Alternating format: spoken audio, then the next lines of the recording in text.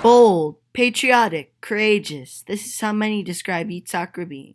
He took a stand in history by becoming the closest to negotiating peace between Israel and Palestine. Instrumental to this, he facilitated the signing of the Oslo peace accords to end the first intifada and allowed for Palestinian land ownership. His actions temporarily ended the violence between Israel and Palestine. His actions also led to the rise of terrorist groups, and his two-state solution was never achieved. While Rabin made significant efforts towards peace, the long-term impact of his work did little to change the current fact that neither side is willing to work towards peace. Once again, our top story this evening, the assassination today of Israeli Prime Minister Yitzhak Rabin, gunned down at a pro-government rally tonight in Tel Aviv. His assassination and political absence resulted in relations between Israelis and Palestinians that are worse today. He spent most of his life in the military, a fighter, a soldier, a general. A well-known Israeli historian and Georgetown professor, Benny Morris, met Rabin in the 1980s. I used to be a journalist, and I once was in his office when he briefed a number of people, and I was one of them. He describes Rabin's place in history. I think he was a courageous leader. He was willing to do things which were unusual or not accepted by a lot of the public. And Rabin realized he needed to come to an agreement with the Palestinians after years of war. He was an ex-general, and he was somebody who was familiar with war, and I think he probably understood that war wasn't very good, and compromise might be a way of avoiding wars. The state of Palestine was created under the Balfour Declaration in 1917. The state of Palestine is what modern-day Gaza Strip, West Bank, and Israel are. This declaration was implemented after the United Kingdom annexed Palestine from the Ottoman Empire after World War I. The declaration showed the United Kingdom's interest in making a Jewish state in Palestine. In 1948, the State of Israel was born. Right after midnight on May 14, 1948, Israel was declared a state. Immediately after this occurred, surrounding Arab countries started to attack Israel. They marched into Israel midnight on May 14, 1948 by ground. Even though the Israelis were heavily outnumbered, they were still able to hold on to important places such as Galilee and Tel Aviv. Israel won the war, leading up to tensions that eventually led to Israel attacking its Arab neighbors, making Israel almost twice its size it was before.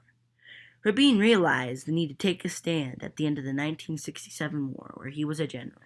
Also known as the Six-Day War, Israel had invaded the West Bank from Jordan, Gaza Strip from Egypt, Golan Heights from Syria, and the Sinai Peninsula from Egypt. Israel won the 1967 war and had a decision to make.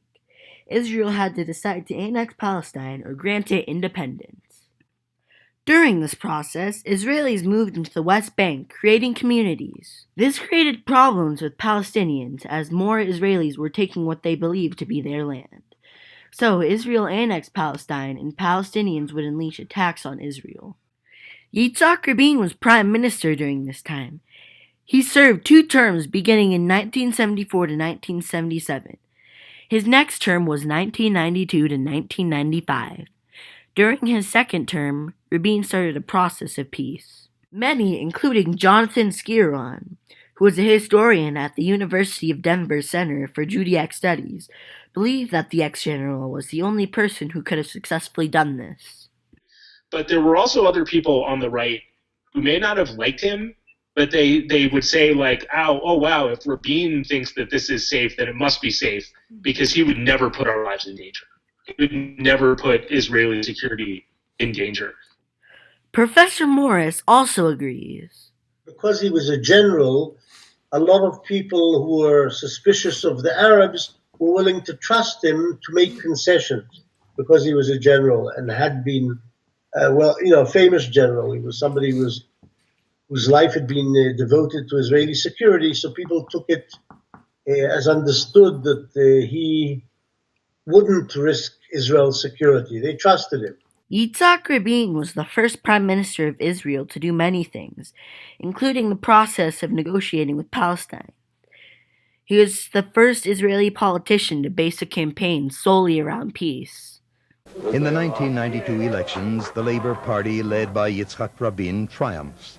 Back in power, he will take the big step, making peace with the Palestinians. He was the first prime minister willing to give up land to Palestine and propose a two-state solution between Israel and Palestine.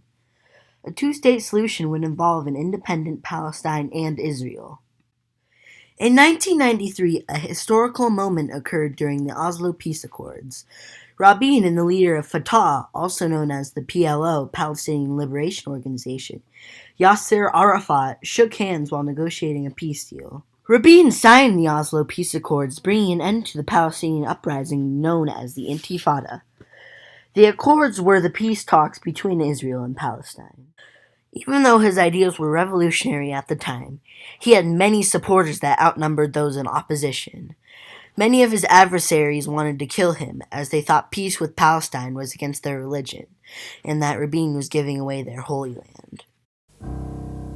But the path to peace is long and hard, and is lined with obstacles. Hamas, which opposes Yasser Arafat and the peace process, carries out a series of murderous terrorist attacks. As this happened, an anti-Israel terrorist group formed known as Hamas. Hamas disagreed with the Palestinian cooperation with Israel. This deal set up areas A, B, and C, separating power between the Israelis and Palestinians. Area A and B were under Palestinian control. Area C was under full Israeli control. Area C takes up most of the West Bank. Yitzhak Rabin also negotiated an agreement that created a Palestinian Authority Council that would be elected every 2 years. This created Palestinian self-rule, temporarily ended the violence between Palestine and Israel, and created a two-state solution. However, Rabin's two-state solution was never realized. ערב טוב, שבוע טוב. מלכי ישראל היו יריות לפני שעה קלה, עד כה ידוע שראש הממשלה נפגע ופונה לבית החולים איכילוב בתל אביב.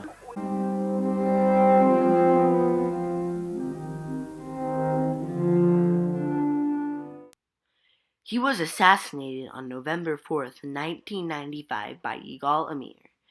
Amir was a right-wing Israeli who believed it was his religious duty to kill Yitzhak Rabin. During his tenure and after death, the conflict continued and worsened, leading to the terrorist groups and anti-Israeli groups such as Hamas.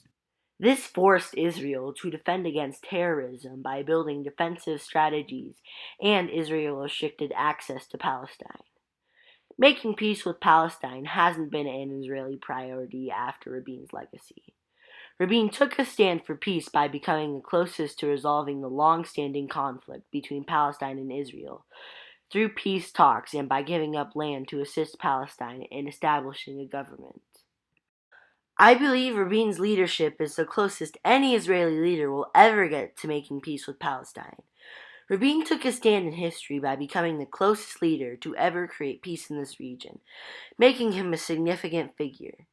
At the time, his work ended the violence in the region, but the conflict has continued to worsen as the two sides grow further apart. Yeah, it doesn't look like it's going to be resolved. It looks like it's going to stay the same for many years. Yeah. Let me just say, Shalom, Haver. Goodbye, friend.